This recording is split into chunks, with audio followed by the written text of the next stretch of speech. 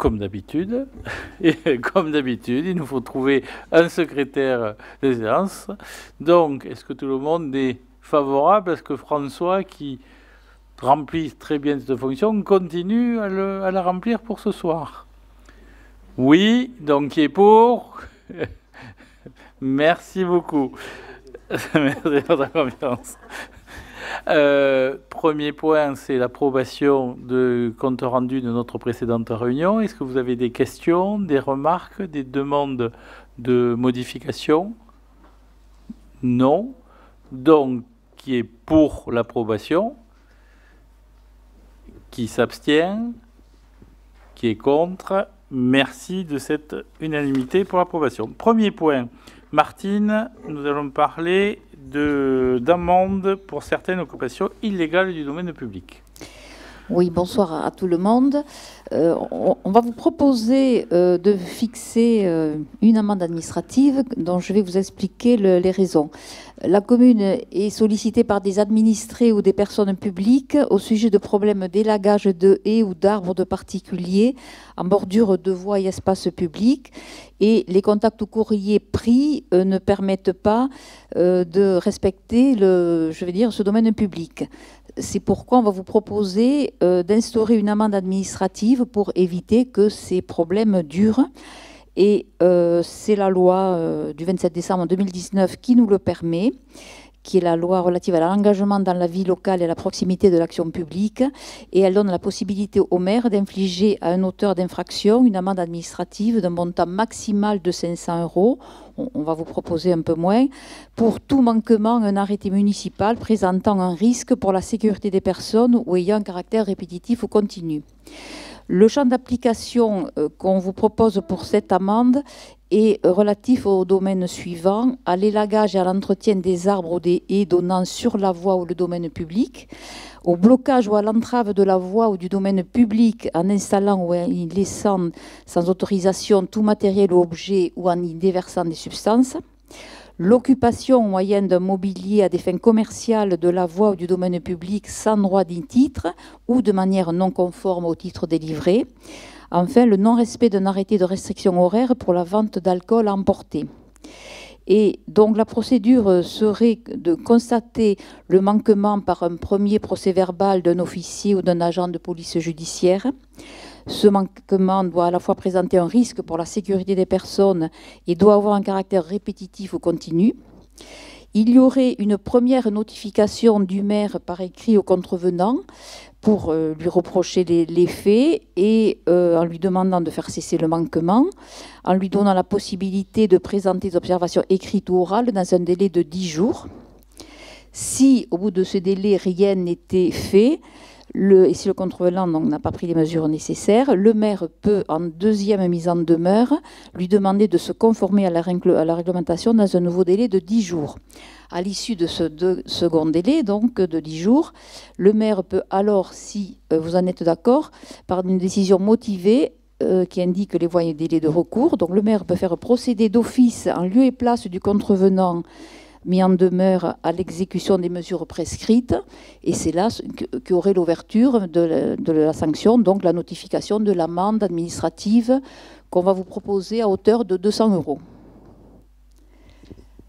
Voilà, quelles sont vos questions à ces faits? Le but, c'est pas de sortir le bâton, mais c'est d'être incitatif et d'avoir les moyens. Si jamais, une fois qu'on a écrit 2 fois de 10 jours, que rien ne se passe là-dessus, d'avoir les moyens d'aller un coup plus loin par rapport à ça.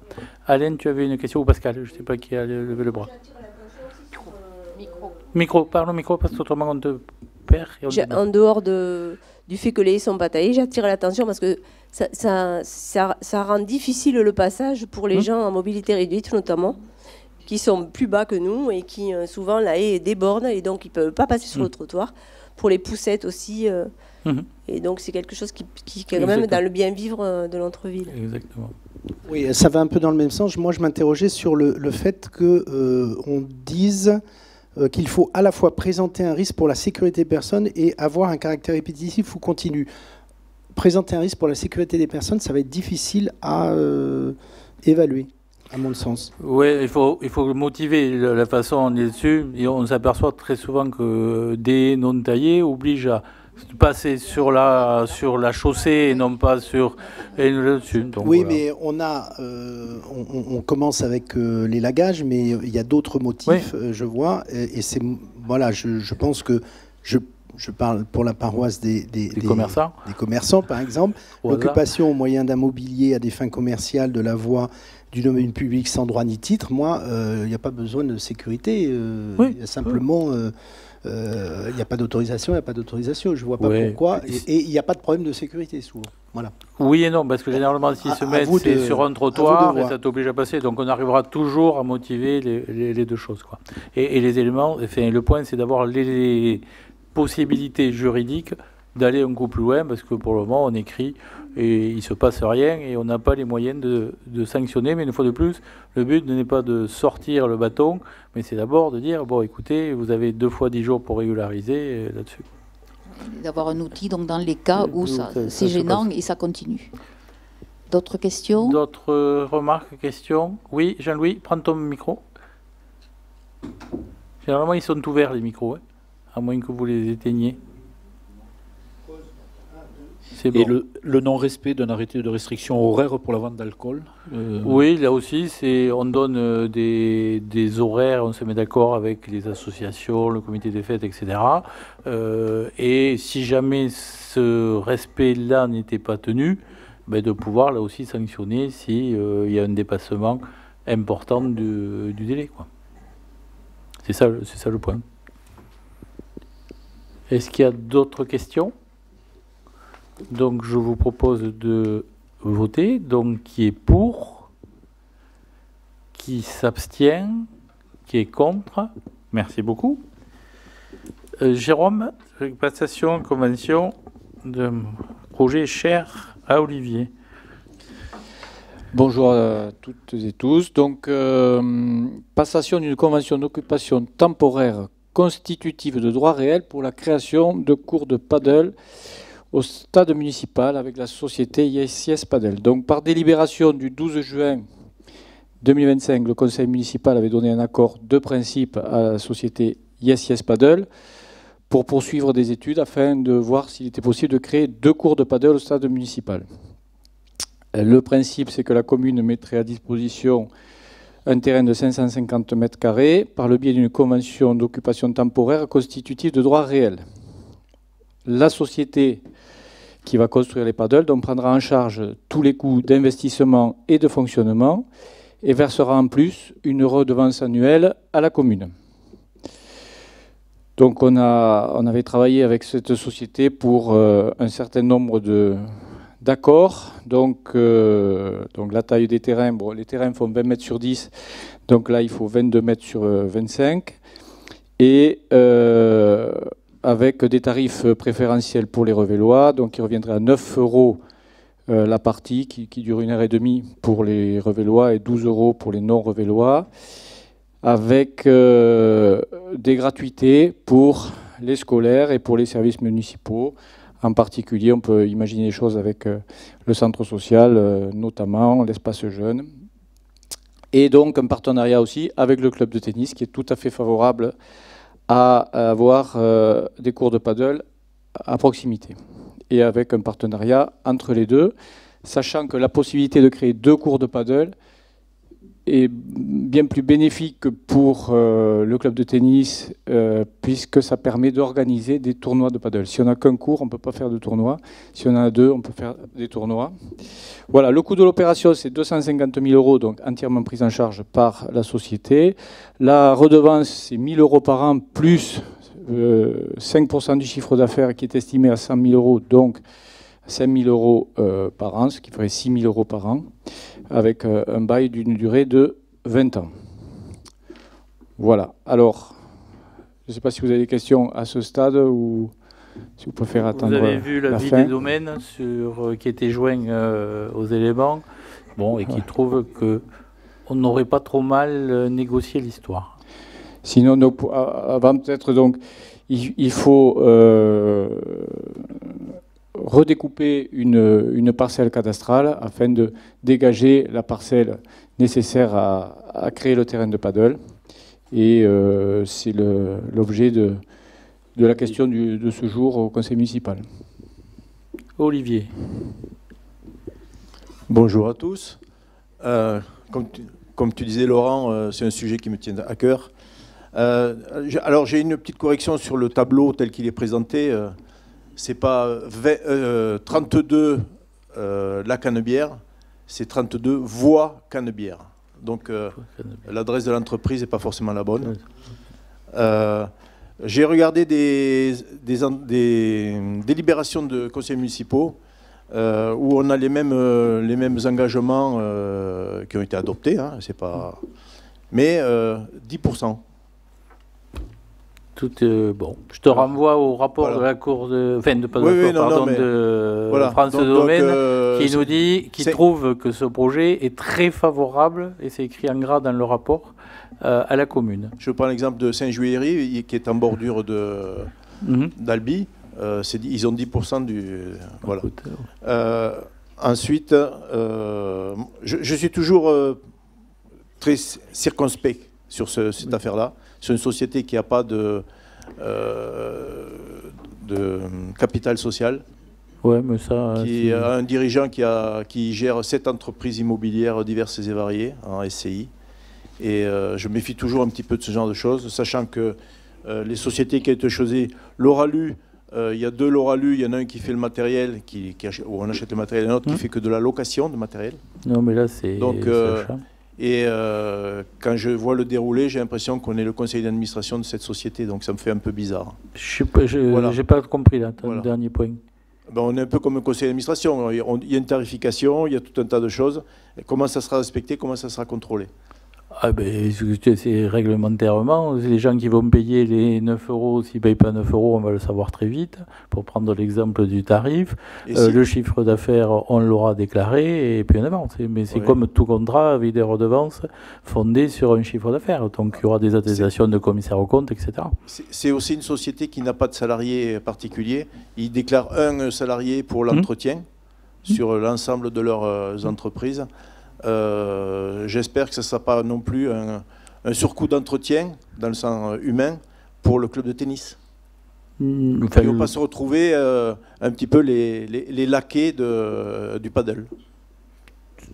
Alors, je vois que tu apprécies d'être dans l'opposition, mais je te fais part de tout le travail que nous avons accompli pendant 4 ans pour arriver à cette solution qui ne coûte rien à la commune et qui même procure un petit salaire à la commune. C'est pas un salaire, un revenu. Un petit revenu, un petit revenu à la commune. De confusion. Par ailleurs, le projet a été largement travaillé avec le club de tennis. Ouais. Et il n'y a aucune raison que ce soit le club de tennis qui aille faire le ménage dans le paddle. Donc on peut inventer toutes les difficultés qu'on veut. Celle-là est totalement hors de propos. Donc la société que nous avons choisie avec Monsieur le maire, avec Alain Sartori, avec Benoît Croux, nous a paru la plus... On en avait retenu 4, nous a paru la même de mener ce projet en connaissant bien son sujet. Voilà, il y a aussi une part de confiance qui est sécurisée par un contrat qui a l'air tout à fait clair et sur lequel je ne vois pas pourquoi on insinuerait que le club de tennis va devoir aller faire le ménage dans le paddle. Ouais. Mais clairement, on n'est pas les seuls, puisqu'ils sont en train d'installer 13 implantations, j'allais dire court, mais en fait c'est des fois 2 pistes, ou voire 3 pistes. Donc on n'est pas la seule mairie à faire l'analyse sur ISS Paddle. Après, dans ce type de société, il y a ce type de société, ISS Paddle nous a semblé la plus mûre, en particulier avec ce qui est très important, c'est le logiciel qui permet de réserver les cours, de louer du matériel, etc., qui est une des solutions les plus avancées et qui intéresse d'ailleurs le club de tennis en se disant peut-être pour nos cours à nous, puisqu'on a un vrai problème pour jouer au tennis, si on n'est pas adhérent et si on veut occasionnellement louer un cours, il n'y a pas de solution pour en avoir discuté avec le président du tennis pour avoir accès, donc il regarde avec intérêt le logiciel de location. Et par rapport à ça, le club de tennis est très très favorable parce que ça leur permet d'être en proximité avec des licenciés, et il y a beaucoup de porosité entre les joueurs de tennis et les joueurs de paddle, et plus on vieillit dans l'âge, plus on devient paddle avant de passer au pickleball, mais ça, il y en a qui l'ont déjà attaqué. Donc voilà l'évolution. Et je ne sais pas si tu as entendu les médias récents, mais je crois qu'ils ont créé plus de 1000 cours pistes dans les 6 derniers mois. Et être à l'extérieur là-dessus, et les autres types de sociétés qui là aussi avaient des capitaux très très bas, même si là-dessus, étaient en fait des gens qui voulaient installer du photovoltaïque et qui prenaient comme prétexte d'avoir des pistes de paddle dessous.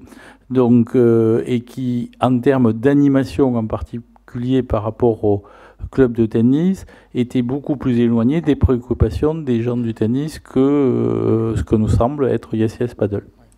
Et en plus, il y a une dimension d'intégration dans la ville dont ils nous ont fait part, donc avec la volonté de nous aider sur les scolaires et autres, qui est assez claire et qui est matérialisée par des plannings types. Donc voilà, nous on a plutôt confiance dans cette société. Alors, moi, c'est le côté des gratuités, je trouve ça très très bien, hein, services municipaux en journée. C'est un peu sauf poste méridienne. Et pour les scolaires, ça s'entend aussi pendant les vacances scolaires. Je pose la question, c'est par rapport à la piscine aussi, où il y avait gratuité sur l'été, en gros. Et non, c'est jamais ce qu'on a voté voilà, par rapport à la piscine. On a toujours dit que les scolaires, quand ils sont dans le cadre scolaire, c'est gratuit. Et quand c'est pas dans le cadre scolaire, chacun paye son entrée. Oui, donc là, c'est la même chose. C'est pour les activités dans le temps scolaire. Hein. Voilà. Pause estivale. Il y avait marqué pause estivale. Et les scolaires de Revel, les enfants, ont payé cet été. C'est normal. Pendant la pause estivale. C'est normal, c'est ce qu'on avait voté en conseil. Donc c'est normal qu'ils aient payé, puisque l'entrée, on parle de vacances scolaires. Dans les vacances scolaires, on parle du temps scolaire, et c'est gratuité pendant le temps scolaire. Donc là, la gratuité sera pendant le temps scolaire. Et là aussi, j'ai pas de doute sur cette gratuité. Pourquoi ? Parce que les cours de paddle sont très utilisés en fin de soirée, plus qu'en milieu de journée ou le matin. Voilà, donc par rapport à ça, c'est pour ça que c'est le premier élément que nous avons négocié avec les différentes sociétés. Certaines, effectivement, n'étaient pas du tout concentrées, je dirais, sur l'activité paddle, mais plutôt sur une activité photovoltaïque et utiliser ce prétexte pour faire une activité de paddle. ISS Paddle a bien travaillé son projet et était bien calé avec nous sur le fait de faire de la gratuité pour les enfants pendant leur temps scolaire. D'autres questions ? Donc je vous propose qu'on passe au vote. Qui est pour ? Qui s'abstient ? T'es pour ? T'es pour, avec du retard, mais t'es pour. Donc on va t'inscrire au cours de paddle pour faire travailler des réflexes. Donc je refais. Qui est pour ? Merci. Qui s'abstient ? Qui est contre ? Une voix contre. Ok, parfait. Recours au service civique. Marielle. Donc, créé par la loi du 10 mars 2010, le service civique permet d'accomplir une mission d'intérêt général dans un des 9 domaines d'intervention reconnus prioritaires pour la nation et ciblés par le dispositif. Les missions sont orientées vers le public, principalement sur le terrain, et favorisent la cohésion nationale et la mixité sociale. Il s'inscrit dans le Code du service national et non pas dans le Code du travail. Il s'adresse aux jeunes âgés de 16 à 25 ans qui souhaitent s'engager auprès d'un organisme à but non lucratif ou une personne morale de droit public. Il est mobilisable sans condition de diplôme et pour une durée de 6 à 12 mois. Il s'agit d'un contrat qui les engage pour au moins 24 heures hebdomadaires. L'objectif de ce dispositif permet, entre autres, aux jeunes de gagner en maturité, en compétences et de prendre le temps de réfléchir à leur propre avenir, tant citoyen que professionnel. Avant de pouvoir avoir recours au service civique, la commune doit obtenir un agrément auprès des services de l'État. Il est délivré pour 2 ans, au regard de la nature des missions proposées, et de la capacité de la structure à assurer l'accompagnement ainsi qu'à prendre en charge des volontaires. Le service civique donne lieu à une indemnité versée directement par l'État aux volontaires, ainsi qu'à la prise en charge des coûts afférents à la protection sociale de ce dernier. Un tuteur doit être désigné au sein de la commune. Il sera chargé de préparer et d'accompagner le volontaire dans la réalisation de ses missions. Si ces dispositions recueillent votre accord, je vous propose donc de donner un accord de principe à l'accueil des jeunes en service civique volontaire, avec démarrage dès que possible après l'agrément, d'autoriser Monsieur le maire à déposer un dossier de demande d'agrément au titre de l'engagement dans le dispositif du service civique auprès des services de l'État, d'autoriser Monsieur le maire à signer les contrats d'engagement de service civique avec les volontaires, tels que définis par le Code du service national, et de dégager les moyens nécessaires à l'accueil des volontaires, à la mise en œuvre des missions, ainsi qu'à promouvoir et valoriser le dispositif et ses acteurs auprès de la jeunesse. Donc, on vous demande ici votre avis pour pouvoir faire la demande d'agrément, parce qu'on a quelques pistes pour pouvoir accueillir des jeunes en service civique. Donc, c'est la première étape, c'est passer par le conseil municipal pour ensuite pouvoir demander l'agrément. Donc, qui est contre? Enfin, on peut des questions. Ah, pardon. Des Oui, questions, on peut oui, avoir quand même des questions. Des questions. Olivier. Oui, Marielle. Moi, j'ai juste une question. Il y a quelques décennies, il y avait les emplois jeunes. Quand ils ont cessé, on s'est rendu compte qu'ils n'avaient pas cotisé pour le chômage. Est-ce qu'on a des éléments sur ce dispositif? Et lorsque les jeunes ont fini leurs emplois de 6 mois à 12 mois, s'ils ont accès aux indemnités comme tout travailleur? Ils dépendent de l'État au niveau de la rémunération. Donc, on va vraiment regarder ça de près parce que normalement, ils devraient. Oui. Mais comme on n'aime pas le normalement ou le certainement, certainement oui, c'est le normalement. Non, mais pas bien. Certainement, ça laisse quand même encore. Je rappelle que les emplois jeunes, c'était l'État. Oui, je sais bien. Donc on va effectivement, très bonne remarque Olivier, on va le regarder de plus près, mais comme c'est pris en charge par l'État, ça devrait être pris en compte. Ouais. D'autres questions? Mais ça permet aussi Si vous parlez dans les micros, autrement on ne va pas vous entendre et on va perdre les conversations d'un à un.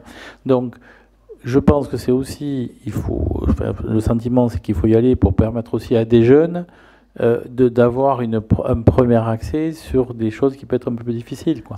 Donc voilà pourquoi on vous propose ça. Jusqu'à présent, on n'avait pas eu de demande. Là, on a peut-être une demande via une association et c'est pour cela que l'on préfère quand même commencer à demander l'agrément. Pascal? On a eu une personne en contrat civique cette année au centre social. Ouais. Et c'est vrai que ça lui a permis, c'est quelqu'un qui avait commencé les études post-bac, ça lui plaisait plus, et en attendant la rentrée suivante, elle était livrée à elle-même, donc du coup elle est venue vers nous, on en avait déjà parlé avant, et on a fait ce contrat, ça a très bien marché. Et c'est vrai que ce système permet à des jeunes qui, après des études, ne savent pas trop vers quoi aller, parce qu'ils se rendent compte que ce n'est peut-être pas forcément ce qui les attire le plus, de faire un petit peu une césure et se frotter, on va dire, à un quotidien au niveau du travail. Oui, et je rappelle qu'on en a des emplois civiques dans les écoles, qui n'est pas sous notre responsabilité directe, et c'est l'éducation. Et après, il y a comme dans toute relation hiérarchique, ça marche parfois très très bien, et parfois ça marche un peu moins bien, suivant les personnes considérées. Voilà. Tout à fait. Donc je pense que ça fait partie de, moi j'appelle ce que je pense de notre devoir et de notre rôle de participer à ces éléments-là, quoi, avec le point de vigilance de ne pas relâcher après des gens sans rien du tout. Donc qui est pour, qui s'abstient, qui est contre, merci. Marielle, mise à jour du tableau des effectifs et création de postes. Donc, dossier récurrent, hein, conformément aux possibilités offertes par le statut de la fonction publique territoriale, il est proposé au conseil municipal de créer les postes titulaires suivants. Un poste d'adjoint d'animation à temps complet, un poste d'adjoint d'animation à temps non complet pour 8 heures, un poste d'adjoint d'animation à temps non complet 10 heures, en vue de procéder à la stagiairisation d'agents affectés au service scolaire. Ce sont donc déjà des agents que nous avons, mais qui n'étaient pas, qui étaient contractuels. Et là, ils passent en phase de stagiairisation avant d'être titularisés. Le mot stagiairisation, vous l'avez tous en tête, hein, c'est pas un stagiaire, un stagiaire dans la fonction publique, c'est quelqu'un qui est amené à devenir titulaire. Au bout d'un an. Voilà.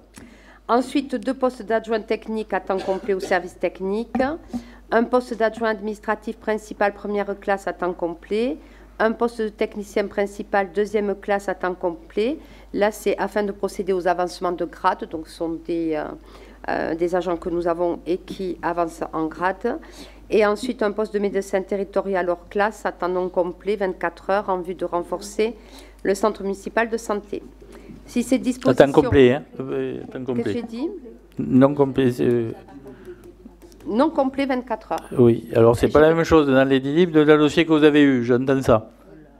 Donc, c'est un temps non complet alors, de 24 heures. Voilà, c'est non complet. C'est non complet, contrairement à ce que vous avez dans vos dossiers. On vous prie de bien vouloir nous en excuser. Si ces dispositions recueillent votre accord, je vous propose d'autoriser la création des postes précités et d'approuver le tableau des effectifs titulaires modifié. Les crédits nécessaires sont inscrits au budget de la commune. Donc, en synthèse, la seule création qu'on vous propose, indépendamment de ces avancements, etc., c'est le poste à temps non complet 24 heures du médecin, sachant que de façon optimale, on sait que nos centres municipaux de santé, pour tourner, irait encore mieux avec 3 médecins qu'avec 2 médecins par rapport à ça. Voilà, et là, on a éventuellement des candidats sur ces éléments-là. Et je vous rappelle qu'on s'est donné aussi la possibilité d'avoir des vacations. C'est différent de la possibilité qu'on s'est donnée lors du précédent ou d'un précédent conseil municipal pour avoir la dévacation. Là, on ne parle pas de vacation, on parle de postes à temps CDI, à temps non complet, quoi. Est-ce qu'il y a des questions? On a des pistes. On a une piste très sérieuse pour la fin de l'année, ce qui fait qu'on aurait 3 médecins au centre municipal de santé, 3 médecins généralistes, et ce qui nous permettrait donc bien sûr de rendre toujours plus de services à la population et surtout d'équilibrer les comptes du centre municipal. Donc tous les feux sont au vert, donc on peut presque l'annoncer. Je peux vous annoncer aussi que nous aurons à partir de fin octobre ou novembre une consultation mensuelle d'un chirurgien orthopédique d'une clinique toulousaine qui viendra mercredi par mois consulter à Revel au centre municipal de santé.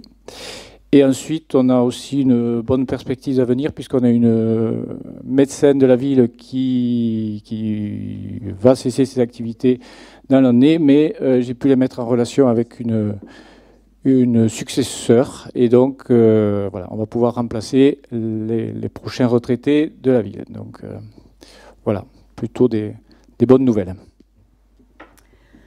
Alors, on va revenir à la délibération. Est-ce qu'il y a d'autres questions ? Non, moi je voulais poser la question sur laquelle tu as répondu déjà, c'est est-ce que c'est différent de la vacation qu'on a votée au dernier... Parce que c'est à peu près le même temps de travail, les vacations c'est 120 heures par mois, et là on a une centaine d'heures, quoi, si on fait le total, voilà. Ouais. Donc c'est bien deux choses différentes, mais complémentaires. Exactement, oui, on est d'accord. Alors, qui est contre? Qui s'abstient? Donc tout le monde est pour, je vous remercie. Parfait. C'est François? Oui. Qui nous parlait de l'église. De l'église, la restauration de l'église. Par délibération en date du 12 juin 2025, le conseil municipal a attribué les marchés de travaux pour l'opération de restauration de l'église Notre-Dame-et-Grâce, à l'exception des lots numéro 1, traitement antiparasitaire des charpentes, et le lot 3, peinture, dont les offres étaient irrégulières. La maîtrise d'œuvre est assurée par le groupement d'architectes Michel Avellana et Serge Ménard. Une procédure de publicité a été relancée sur la base des articles L.2123-1 et R.2123-1 premier du Code de la commande publique, avec la parution d'un avis d'appel public à la concurrence publié le 25 juin 2025. La procédure retenue a été celle de la procédure adaptée en application des articles L2123-1 et R2123-1 premier du Code de la commande publique. Le règlement de la consultation prévoyait que le choix serait effectué en fonction de la valeur technique des offres et du prix. La visite du site a été rendue obligatoire pour remettre une offre. 5 plis ont été reçus avec au moins une offre par lot. Après négociation et sur la base du rapport d'analyse des offres, il est proposé de retenir les entreprises suivantes. Traitement antiparasitaire des charpentes, montant 46 624 € hors taxe, l'entreprise SAS TAC de Montpellier. Et pour la peinture, le montant 20 095,25 € hors taxe, la SARL Lacombe de Gaillac. Le montant total des lots attribués s'élève à 1 037 597 068 hors taxe, soit 1 245 117,22 TTC. Je vous propose d'autoriser Monsieur le maire ou son représentant à signer le marché des lots 1 et 3, conformément au tableau figurant ci-dessus, de charger Monsieur le maire ou son représentant d'exécuter les marchés de travaux à intervenir. Y a-t-il des questions? Une précision, en termes de subvention, on a l'accord de l'État pour 300 000 € et on attend la confirmation du conseil départemental pour 285 000 €, c'est-à-dire un total de subvention de 585 000 €, bon, ce qui est un petit 50% du hors-taxe. Mais ça reste beaucoup, beaucoup d'argent. Y a-t-il des questions? Des questions? Pas de questions. Qui est pour? Qui est contre? Qui s'abstient? Robert. Okay. Très bien. Très Parfait. Bien. Merci beaucoup. On continue. Réhabilitation et extension des vestiaires. Eh bien, vas-y. D'accord. Tu y es. Tu y es. Alors, je vous rappelle que cette opération comportait d'une part la création de vestiaires avec installation de modulaires et d'autre part la réhabilitation des vestiaires existants situés sous la tribune du terrain d'honneur. Conformément à la délibération en date du 20 juin 2024, le délai d'exécution des travaux courait au plus tard jusqu'au 31 mai 2025. Conformément à l'article 10 du cahier des clauses administratives et particulières, le CCAP, une réception des modulaires a été prononcée le 28 octobre 2024. Outre l'obligation d'éloigner cette extension par rapport aux fondations du mât d'éclairage et les problèmes de nappes phréatiques, plusieurs difficultés sont apparues pendant les travaux de réhabilitation, comme des modifications d'ouverture, la reprise du tableau électrique et l'absence de béton sur une partie de la toiture des vestiaires. Pour cette deuxième phase, les opérations préalables à la réception des travaux, les OPR, qui ont eu lieu entre le maître d'œuvre et les entreprises le 26 mai 2025, ont fait l'objet d'un refus de réception par la commune le 20 juin 2025 en raison de l'impossibilité de prendre possession des lieux compte tenu des travaux à terminer. De nouveaux OPR ont eu lieu le 28 juillet et la commune a prononcé la réception des travaux avec réserve à compter de cette même date. Pour la clôture de cette opération, il est nécessaire d'ajuster les prestations de certains lots, à savoir en particulier le traitement de la présence d'amiante et de plomb sur une partie des vestiaires à la suite d'investigations complémentaires, une moins-value sur le garde-corps des vestiaires qui sera réparé et non plus remplacé, le traitement de la couverture située sous les tribunes et pour laquelle il était impossible d'avoir un état des lieux précis compte tenu de la configuration des lieux, la suppression de la peinture de la toiture. Sur la base du rapport du maître d'œuvre, les contraintes techniques ont engendré un allongement de délai d'exécution de 4 semaines. Au-delà de ce délai et en l'absence de justification, il sera fait application de l'article 6 du CCAP. Le tableau ci-dessous reprend les principaux éléments du marché et les modifications à intervenir. Alors le tableau, il est costaud. Je le passe ou je le lis? Est-ce qu'il est projeté? Parce que je ne vois pas derrière. Non, il n'est pas projeté. Pas projeté. Donc, tu le lis. Voilà. Alors, le lot 1, gros œuvre, fondation, VRD, entreprise SBR. Le montant initial du marché en TTC était de 486 795,85 €. Après avenant, il est de 486 900,11 €. L'avenant, c'est le numéro 4. La nature montant de l'avenant en TTC, 13 184,66, délai global, plus 4 semaines. Nouveau montant du marché, 500 084,77, ce qui fait, par rapport au montant initial, plus 0,02. Le lot 3, charpente métallique entreprise Fels, 64 273,44 en montant initial. Après avenant 47 139,60, avenant numéro 3, délai global, plus 4 semaines. Le lot 4, platerie, flot plafond, menuiserie extérieure, entreprise Montagnier. Montant initial, 68 561,60.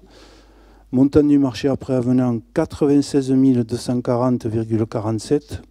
Numéro 3 au niveau de l'avenant. Délai global, plus 4 semaines. Le lot 5, électricité, entreprise Bouygues, 44 400 € en montant initial du marché, 45 099 après avenant, avenant numéro 3, 3 904,97, c'est la nature montant de l'avenant, plus 4 semaines, nouveau montant du marché, 49 004,29, ça fait plus 10,37. Le lot 6, CVC, plomberie, entreprise Veolia. Le montant initial, 97 413. Montant après avenant, 97 413, identique. L'avenant numéro 1, moins 1289,83. Délai global, plus 4 semaines, ce qui nous porte le nouveau montant à 96 123,66. Ça fait moins 1,32. Le lot 7, les menuiseries extérieures, l'entreprise Labaster, le montant du marché 32 214, identique après les avenants. La nature, le montant de l'avenant en TTC 4 380,60, le délai global plus 4 semaines, ce qui monte le nouveau montant à 36 594,60, ce qui fait plus 13,6. Le lot 8, faïence carrelage, entreprise M3, 63 421,31, montant identique pour les avenants antérieurs. L'avenant numéro 2, délai global, plus 4 semaines. Le lot 9, peinture extérieure et intérieure, c'est l'entreprise Xivecas, montant du marché 62 960, identique sur les avenants antérieurs. L'avenant numéro 2, donc on est à moins 27 797,40, le délai global plus 4 semaines, ce qui monte le marché à 45 162,60, moins 38,10. Le coût total des marchés de travaux après avenant s'élève à 1 230 706,06 hors taxe, soit 1 490 031,94 TTC. Pour rappel, les subventions obtenues sur cette opération s'élèvent à 672 434 €. Je vous propose d'approuver les avenants des lots 1 à 9 sur la base du tableau ci-dessus, d'autoriser Monsieur le maire ou son représentant à signer les avenants à intervenir. Y a-t-il des questions?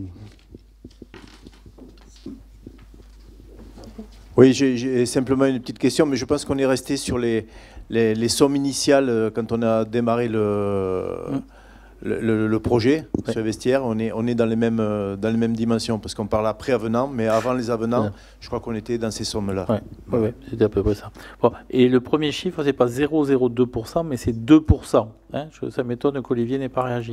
Mais c'est 2%, et pas 0,02%. Pas d'autres questions? Non. Un petit peu, si. Un petit peu. Oui, bah, ce qu'avait dit Olivier à l'époque, c'est quand on fait de la réhabilitation en particulier, tu as l'histoire des amiantes que tu n'as pas anticipé, donc généralement tu es entre 3 et 4% d'écart à la fin du chantier, c'est à peu près l'écart qu'on a là-dessus. Après, il y a des moins-values. Alors, si tu veux savoir, tu additionnes la colonne, la première colonne et la dernière colonne, et tu as l'écart. Après, il y a des moins-values, la toiture qu'on ne peint pas, des choses comme ça, qui viennent rééquilibrer un petit peu l'ensemble des choses. Ouais. Enfin, ça reste, honnêtement, il fallait le faire. C'est un dossier qui a été très, trop long, et c'est quand on sait que ces dossiers trop longs pour tout un tas de raisons, c'est toujours compliqué d'arriver au bout, de lever les réserves, etc. Ça reste, et je pense qu'on est tous d'accord là-dessus, il fallait les faire parce que ces vestiaires n'avaient pas été réhabilités depuis qu'elles avaient été créées dans les années 60-70. Il fallait le faire, mais c'est hors de prix. Et quand on regarde en fait la finalité des choses, qui est quand même pour faire doucher des sportifs, certes aussi, mais les scolaires, etc. L'usage, il n'est pas que pour les clubs sportifs, et aussi les scolaires.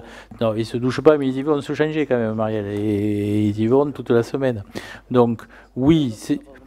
Non, mais c'est... Ou pas, ils peuvent se doucher s'ils ont envie. S'ils ont envie de se doucher, ils peuvent se doucher. Donc, ça reste hors de prix, et on en prend pour 50 ans, j'ose espérer. Je pense qu'on sera moins nombreux autour de cette table, ceux qui auront à voter la réhabilitation dans 50 ans. Ou alors, on va se souhaiter une très très très longue vie. Donc non, ça reste, fondamentalement, mais c'est ce qu'on dit toujours quand on voit ce genre de chantier, ça reste toujours très très cher pour la finalité de la chose, mais absolument nécessaire, quoi. Oui, c'était nécessaire. On avait commencé à y travailler en 2019. Oui. D'accord. Et j'espère qu'on va en sortir très rapidement. Mais là, on en est sorti, là. Rassure-nous. J'espère. On va y arriver. Voilà. Bon, et on espère que les résultats de nos clubs sportifs seront à la hauteur de l'investissement. Voilà. Pour le moment, ils n'ont pas pu en profiter. Donc, ceci explique la première défaite, alors. C'est ça. C'est ce qui explique la première défaite. Est-ce qu'il y a d'autres remarques? Des questions? Donc, on vous propose de voter. Donc, qui est pour? Alors, vous n'êtes pas très synchronisés, hein, c'est un peu on se croirait à la haut là. Donc qui s'abstient, qui est contre? Merci de ces éléments-là. Point suivant, reprise de concession, c'est toujours François. Toujours moi. Il faut bien que tu travailles un peu. Avec les 1,4 million que tu nous as coûté, il faut amortir. Je ne répondrai pas à ce genre d'agression. Ouais, mais les résultats sont à la hauteur. Allez, reprise de concession en état d'abandon dans les cimetières de la commune. C'est un autre sujet, ça. Même si le maire doit, au titre du pouvoir de police spécial qu'il détient en matière de funérailles et de cimetières, veiller à ce que les tombes soient correctement entretenues, les communes ont à faire face à des sépultures en état d'abandon. En effet, au fil du temps, des tombes sont anciennes et ont été délaissées par les familles. Il arrive aussi qu'il n'y ait plus de famille pour entretenir la tombe. En pareille hypothèse, il convient donc d'envisager la reprise de ces sépultures. Cette procédure s'inscrit dans le cadre d'une bonne gestion des cimetières puisqu'elle permet à la commune de réattribuer ces emplacements. La procédure de reprise de concession est prévue par le Code général des collectivités territoriales aux articles L.2223-17, L.2223-18, R.2223-12 et R.2223-23. Celle-ci a été engagée pour 40 emplacements le 4 octobre 2021 dans 4 cimetières municipaux à la suite d'un premier constat d'abandon, d'un affichage sur les sites et d'une information par voie de presse. Un deuxième constat d'abandon a été réalisé le 6 mars 2025. En l'absence de manifestation de la famille ou d'une modification de l'état de la concession, la procédure peut être menée à son terme. Le conseil municipal est donc appelé à se prononcer sur la reprise de ces concessions, ce qui permettra ensuite au maire de prendre l'arrêté individuel de reprise.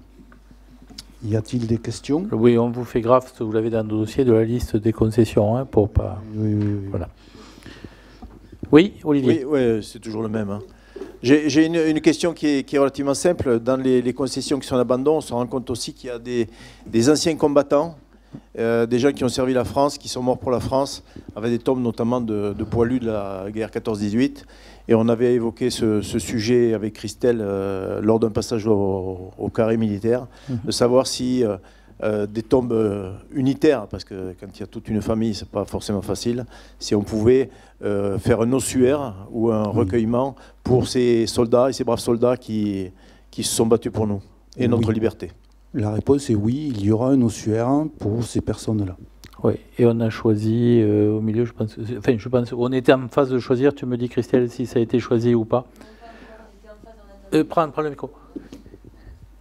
Oui, on attendait en fait les reprises de concession parce que j'étais allée faire le tour du cimetière et j'avais repéré quelques tombes justement dans l'allée du carré militaire.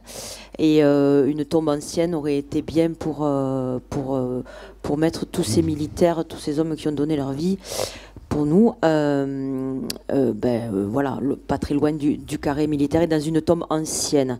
Et évidemment, il est entendu qu'on ne séparerait pas les familles non plus. C'est-à-dire que s'il y a plusieurs personnes dans la tombe, on mettra tout le monde à cet endroit-là. Voilà. Donc la réponse est oui, et on continue, et c'est d'une des phases qui nous permet d'aller dans ce sens. D'autres questions? Bon. Qui est pour? Qui s'abstient? Qui est contre? Merci. Donc François va lâcher le micro et le passer à Michel, qui lui aussi a quelques points à nous présenter. Donc, le premier, passation d'une convention de superposition et d'affectation, CSA, ainsi que d'une convention d'occupation temporaire, COT, avec Voies navigables de France, VNF, pour une emprise située route de Vaudreuil. Avec la rigole de la Plaine, VNF dispose d'un domaine public fluvial qui serpente à travers les communes du Lauragais jusqu'au seuil de Naurouze. Pour la commune de Revel, la rigole longe des espaces agricoles et naturels, ainsi que des espaces urbanisés du Moulin du Roi jusqu'à la route de la Jasse. Par le passé, la desserte des constructions via le domaine public fluvial a fait l'objet de conventions de superposition. À titre d'exemple, on peut citer le chemin des Peupliers, l'impasse de la pisciculture, le chemin des Deux Ponts ou l'impasse des Pateliers. Outre l'accès de la rigole côté rive gauche pour les promeneurs, la réalisation d'une opération d'aménagement au niveau du pont de la rigole route de Vaudreuil, avec une sortie sur cette voie, nécessite d'emprunter le domaine public fluvial sur un linéaire de 25 mètres. Pour cela, VNF a proposé à la commune deux conventions, une CSA, vous savez ce que c'est, je vous l'ai lu tout à l'heure, pour la gestion de l'accès et des accotements, et ensuite une cote pour le passage des tréfonds d'une conduite des eaux pluviales. Ces deux conventions mentionnant les droits et les obligations des deux parties pour la gestion de cette emprise. Elles seraient passées à titre gratuit. Vous avez des questions? Oui, vous avez le plan qui vous localise c'est ce lieu d'une longueur de 20-25 mètres. Des questions particulières? De 20-25 mètres, on retrouve notre géomètre favori. Eh oui, qu'est-ce que vous voulez, comme ça, au moins.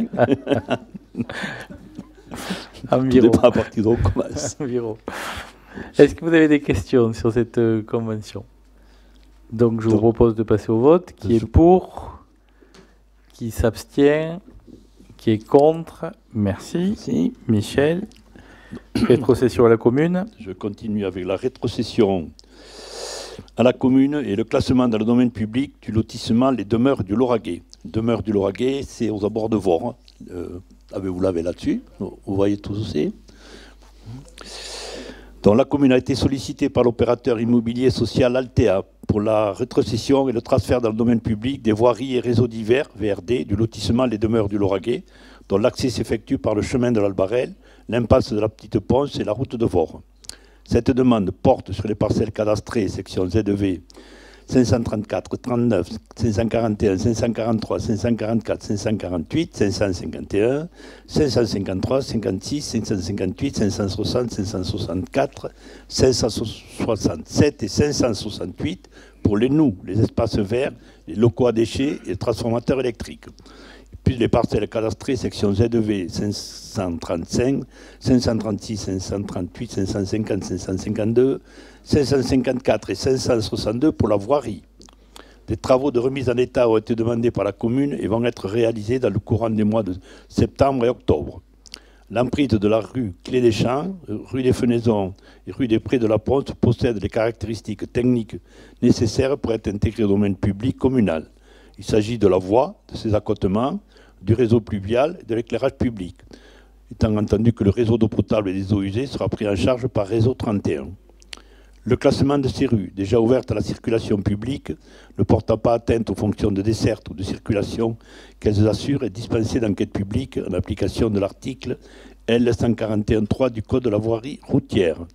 Le linéaire de voirie intégrée au domaine public communal représente 510 mètres. La contenance des parcelles supportant la voirie et les réseaux divers est de 6093 mètres carrés, celle des espaces verts de 6733 mètres carrés, nous, locaux déchets et emprise de transformateurs électriques compris. Vous avez des questions particulières là-dessus?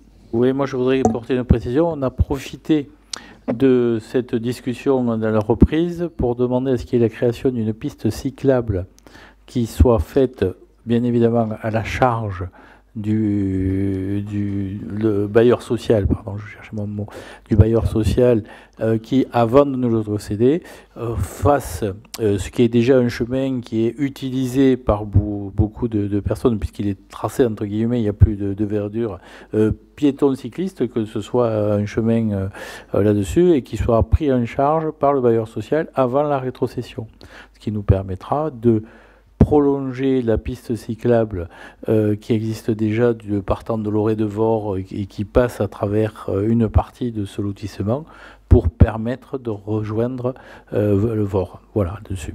Voilà, donc on a profité de cet élément-là pour leur demander de prendre en charge l'élaboration ou la consolidation de cette piste piétonne cyclable au double usage. Voilà, et à partir de là, tout le hameau de Vore pourra aller en vélo à pied directement vers le centre-ville en passant à travers ce lotissement et en rejoignant ce qui a déjà été réalisé. Voilà. Donc, si vous n'avez pas de questions, qui est pour? Qui s'abstient? Merci. Merci. Alors, le point suivant, régularisation d'une emprise foncière. Oui, c'est la régularisation d'une emprise foncière sur le chemin de Bosse-Battut à Coffinal.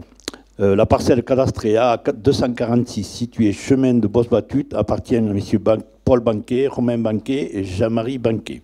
Il a été constaté que la limite cadastrale de cette parcelle ne correspond pas à la limite réelle de propriété sur le terrain, notamment le long du chemin de Bosse-Battut. Et l'emprise du chemin de Bosse-Battut occupe une partie de la parcelle qui actuellement est privée. Afin de régulariser cette situation, la ville de Revel a engagé des démarches auprès des propriétaires qui ont donné leur accord pour céder une partie de la parcelle d'une superficie de 219 mètres carrés à l'euro symbolique. Vous voyez, non, vous ne voyez pas où c'est? C'est Bosse-Battut. C'est Bosse-Battut, oui. Voilà. Ah, c'est encore les géomètres qui ont frappé. Voilà, oui, il y en a toujours un par là. Donc, si vous n'avez pas de questions, je vous propose d'approuver l'acquisition par la commune de l'emprise des 219 mètres carrés, que je vous ai cité tout à l'heure, d'autoriser la réalisation de cette acquisition à l'euro symbolique et d'autoriser M. le maire ou son représentant à signer l'ensemble des actes et documents relatifs à cette opération. Les frais sont entièrement pris à charge par la commune. Qui est contre? Qui s'abstient? Bon, mais merci. Merci. Ah, il y a un moment qu'on attend tous, c'est la dénomination de voirie. Christelle.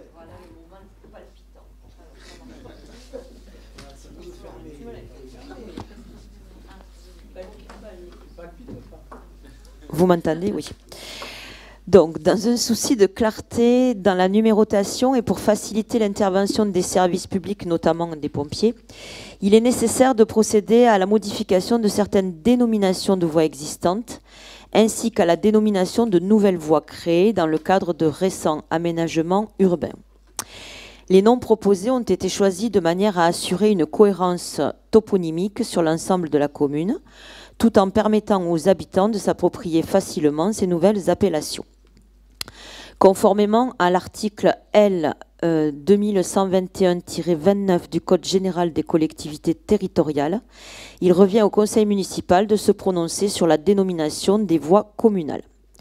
Concernant les voies existantes d'abord, la route départementale 45 sera désormais appelée route de l'Ombrelle. C'est une route qui part des Cinq-Coins et qui va en direction de Garevac.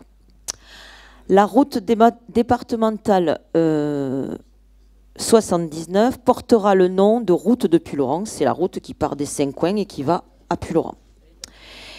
La route de la Plaine sera renommée route de la Plaine de Belloc parce qu'en fait, on avait 2 routes de la Plaine. Et donc, comme celle-ci se trouve près de l'aéroclub, eh bien, on l'a appelée route de la Plaine de Belloc, on a rajouté. Concernant les voies nouvelles, la voie d'accès à la rive gauche créée route de Vaudreuil sera nommée impasse des Cèdres. C'est juste après le petit pont de la Rigole.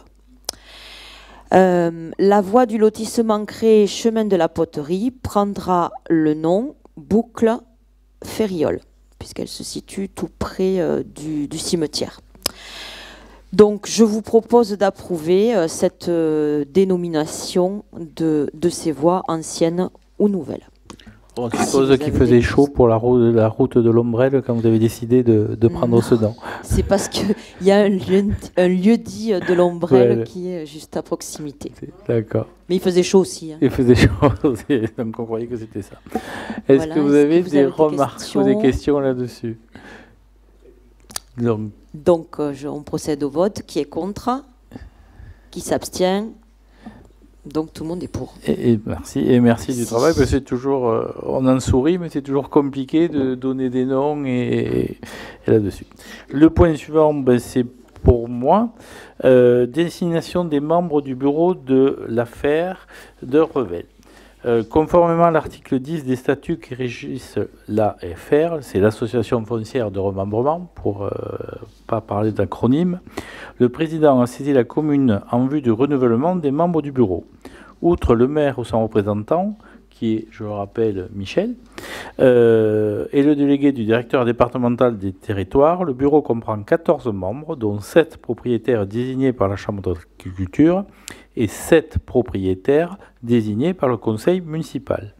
Les propriétaires proposés à la désignation du conseil municipal sont M. Francis Algance, M. Cédric Bascoul, M. Anthony Bonour, M. Michel Clerc, M. Bernard Itier, M. Laurent Perdero et M. Gérald Prom.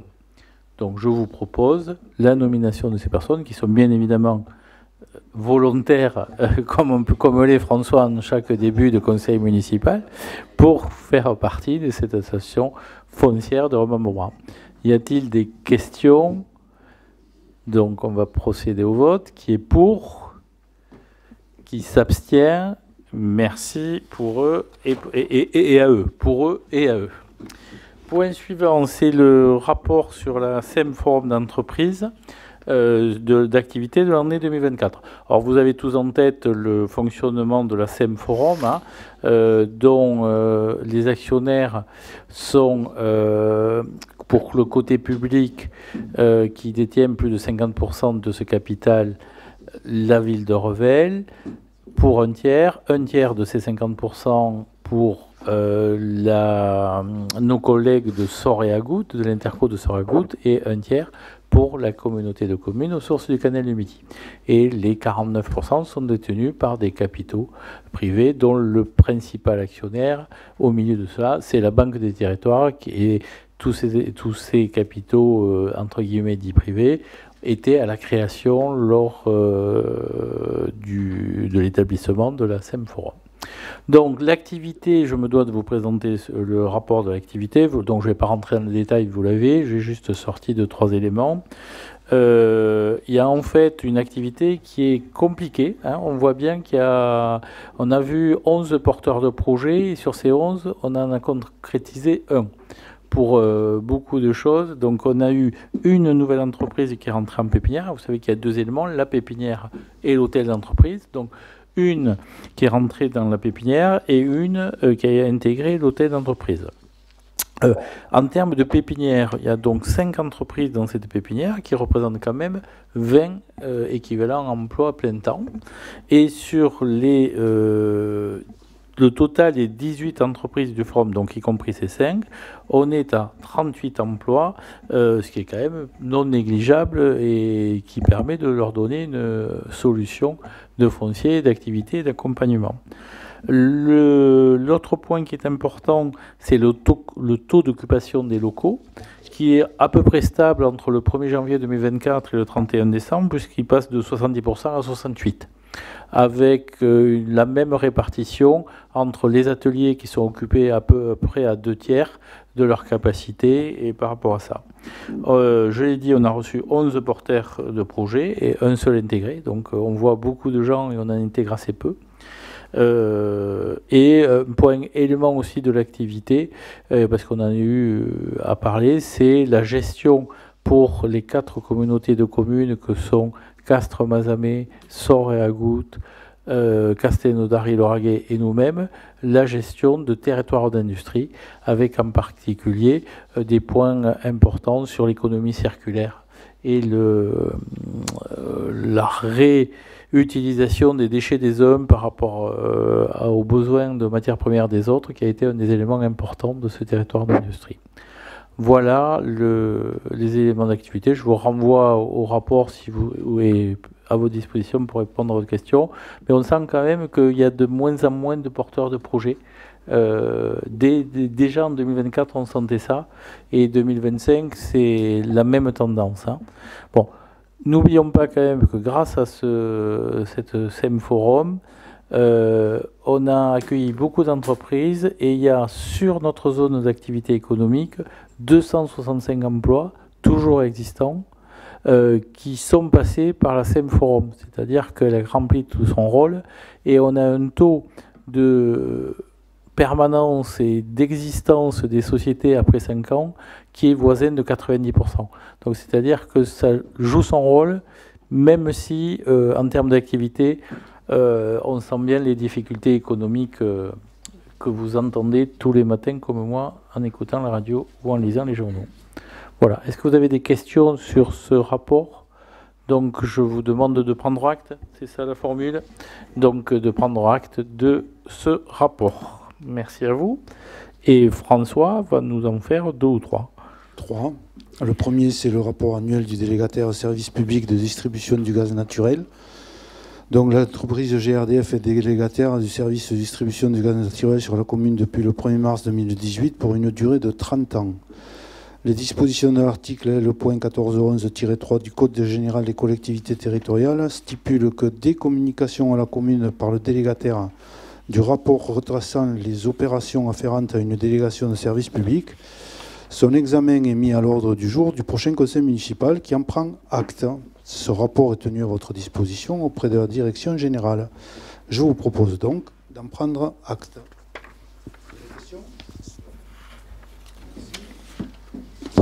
Pareil pour la RAC. Donc la RAC, c'est le rapport d'activité de la Société publique locale d'agence régionale de l'aménagement et de la construction Occitanie, SPL la RAC, pour l'année 2024. Donc je vous rappelle que depuis 2011, la commune est actionnaire de la SPL la RAC Occitanie, dont l'objet est notamment l'étude et la réalisation d'opérations de construction. Conformément aux dispositions de l'article L.1524-5 du Code général des collectivités territoriales, la SPL la RAC a transmis à la commune le 27 juillet 2025 le rapport retraçant l'activité de l'établissement. Ce rapport doit faire l'objet d'une communication par le maire au conseil municipal. Un exemplaire de ce rapport vous a été transmis, vous l'avez tous lu, j'en suis sûr. Et donc je vous propose de prendre acte du rapport. Y a-t-il des questions ? Donc juste une précision, vous avez en tête que la RAC est pour nous le maître d'œuvre, l'assistance maître d'œuvre pour le groupe maternel Roger Sudre et pour les travaux à venir de Roger Sudre. Assistance à maîtrise d'ouvrage. Assistance à maîtrise d'ouvrage, pardon. Assistance à maîtrise d'ouvrage, donc par rapport à ça. Mais lisez le rapport, c'est quand même intéressant sur certains projets. Je pense que ça peut donner des idées par rapport là-dessus. Voilà, assistance à maîtrise d'ouvrage sur l'école maternelle, donc qui nous accompagne depuis pratiquement 1 an, Annie, sur ça, à peu près 1 an. Voilà. Alors pareil pour le... donc on prend acte. Oui, vous avez pris acte. Le rapport annuel du délégataire au service public pour la fourrière automobile, exercice 2024. Je vous ferai grâce quand même du tableau qui suit, qui est joint. Depuis le 1er janvier 2022 et pour une durée de 5 ans, la commune a confié la gestion de la fourrière automobile à la société EURL, Gilles Béton, 80 700 à Pulram. Les dispositions de l'article L.1411-3 du Code général des collectivités territoriales stipulent que, comme pour les autres, des communications à la commune par le délégataire du rapport retraçant les opérations afférentes à une délégation de service public, son examen est mis à l'ordre du jour du prochain conseil municipal qui en prend acte. Le rapport de l'exercice 2024 a été reçu en mairie le 19 août 2025 et a été transmis avec l'ordre du jour au conseil municipal. Je vous propose de prendre acte de ce rapport. Des questions ? Juste une remarque, on est plutôt très satisfait des services de la fourrière et beaucoup plus que de notre précédent prestataire. Et la fourrière est principalement utilisée les jours de marché pour permettre que le marché se déroule dans les meilleures des conditions. Ok, mais c'est à moi, par rapport aux informations que je vous dois, au titre des articles 2122-22 et 2122-23 du Code général des services des collectivités territoriales. Donc, je vous informe que j'ai décidé de la gratuité de la piscine municipale le mercredi 2 juillet 2025, y compris pour les scolaires, Olivier, décidé en raison de la vigilance orange canicule de la Haute-Garonne, de la fixation du tarif d'entrée à la piscine municipale au tarif unique de 1 € du mardi 12 au dimanche 17 août, inclus en raison de la vigilance rouge canicule de la Haute-Garonne. Donc, on a décidé de faciliter l'accès à cet équipement compte tenu des conditions climatiques. De la fixation des tarifs pour le spectacle show stand-up qui se déroulera le jeudi 18 septembre 2025, et venez nombreux, au Cinéjet, à savoir une entrée unique à 10 € pour permettre au plus grand nombre d'assister à ce spectacle. De la fixation des tarifs pour le festival Revel Macadam de samedi 13 septembre 2025 à 10 € en tarif normal, 5 € pour le tarif réduit, et pour l'atelier de danse à 10 €. Donc là aussi, on essaie d'avoir les tarifs les plus bas possibles pour permettre d'ouvrir au plus grand nombre. On a fixé aussi les tarifs des séjours des vacances d'été de l'espace jeune. Vous me ferez grâce en fonction des quotients familiaux, je vais arriver à le dire, et en particulier aussi avec la participation des jeunes qui avaient travaillé au chantier séjour et de 30 €. Donc là aussi, on essaye d'avoir des tarifs les plus bas possibles, et ces séjours se sont bien déroulés et on fait le plein sous le contrôle de Marielle, en termes de ce que je dis, bien évidemment. De la modification des tarifs de la restauration scolaire et de la LAE pour l'année scolaire 2025-26, on a essayé de bouger à la marge les taux de restauration et le taux des repas, puisqu'on a une forte inflation et on ne touche que le plus marginalement possible ces éléments-là. Je vous rappelle que le prix moyen du repas qu'on facture est à 3,20 €, alors qu'on l'achète, et je parle juste du coût d'achat, il est supérieur à ce 3,20 €. Mais une fois de plus, on pense que ça fait notre rôle et que ça fait partie des éléments importants de permettre aux gamins de manger correctement. Et certains autour de la table se retrouvent autour de la table de la cantine pour juger de la qualité des repas, mais qui est un combat sans fin. Il faut toujours, sans fin, parce qu'on a généralement assez faim quand on y va. Donc, mais pour permettre de maintenir une qualité et d'être très vigilant sur la qualité. Vous me permettrez de ne pas reprendre tous les tarifs, vous les avez joints à votre dossier. On a procédé à des dépôts de plainte pour des dégradations sur mobilier urbain le 29 juin 2025. En fait, une quinzaine de caravanes se sont introduites par effraction sur un terrain municipal, à côté au Padouvin de Notre-Dame. Sur l'incendie et la dégradation sur du mobilier urbain, poubelles et palissades à l'arrière de l'espace jeune dans la nuit du 8 au 9 juillet. De la signature d'un bail de sous-location avec le docteur François Moulinier, le fameux chirurgien orthopédique que citait Jérôme, pour la location d'un bureau au centre municipal de santé, une fois par mois. De l'attribution de concessions funéraires, vous me permettrez de ne pas faire la liste exhaustive là-dessus, et voilà. Et on en a fini, c'est-à-dire que j'ai pas beaucoup travaillé cet été, il n'y avait pas grand-chose à vous reporter. Juste peut-être une information, vous dire que très certainement on va avoir une ouverture de classe supplémentaire à Coffinal. ce qui est une bonne nouvelle, de créer une 4e classe, même si ça nous pose des problèmes de logistique importants. Alors, on a fait le choix d'aider les familles en ne les déplaçant pas sur Roger Sud, où là on a des locaux vacants par rapport à ça, mais il faut qu'on travaille et les équipes sont en cours pour trouver la moins mauvaise, je ne vais pas dire la meilleure, mais la moins mauvaise des solutions pour pouvoir accueillir les gamins en classe. Ça, c'est pas très compliqué, mais il y a les temps périscolaires du matin, du midi et du soir. Il y a la cantine à organiser. Donc tout ça fait que c'est compliqué dans les locaux tels qu'ils sont, et en apprenant cette ouverture de classe 10 jours ou 15 jours après la rentrée, puisque l'officialisation aura lieu le 15 septembre, c'est le 15, voilà.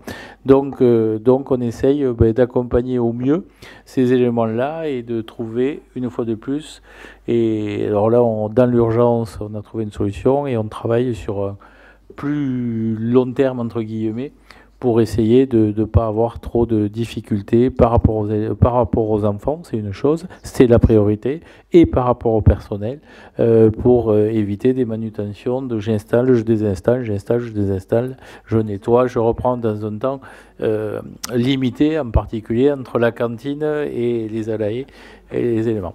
Donc ça, merci à Annie et aux équipes qui travaillent là-dessus. Mais gardons le positif. C'est ce que j'appelle moi le stress positif. On est toujours content quand on crée des classes et quand on voit nos écoles plutôt se remplir que se fermer. Donc sur la rentrée, 2 mots qui s'est plutôt très bien passé, sans problème particulier. On a un petit problème de portillon à régler, mais je pense qu'il est réglé. C'est fait, hein, puisque suite à l'aménagement du jardin sportif, il y avait une espèce d'entonnoir qui se faisait là, mais comme on faisait sortir des gamins sur quelque chose qui n'était pas protégé, je crois qu'il faut revenir au basique. On a protégé toute la rue Montpezat, donc faisons sortir les gamins là où c'est protégé, quoi. Et les mettons pas sur un rond-point non protégé. Donc je pense qu'on devrait y arriver assez facilement. Voilà pour les informations que je voulais passer. Est-ce qu'il y a des informations que vous souhaiterez passer, des questions que vous souhaitez poser? Non? Eh bien, je vous remercie de votre assistance et rendez-vous. Vous avez en tête qu'on aura un process, on aura de nombreux conseils municipaux là dans les 3 mois qui arrivent, puisqu'on souhaite pouvoir permettre un vote du budget primitif, non pas pour pénaliser les futures équipes, mais pour permettre aux associations de tourner dès le début d'année 2026 et de ne pas attendre la fin des élections municipales et avec toutes les possibilités là-dessus. Donc, comme on a toujours fait dans ces périodes de passation ou de fin de mandat, pour qu'on puisse continuer les choses normales et courantes pour ne pas avoir ça. Donc, merci beaucoup, bonne soirée et retrouvez-vous nombreux aux manifestations de cette semaine et de fin de semaine. À très bientôt.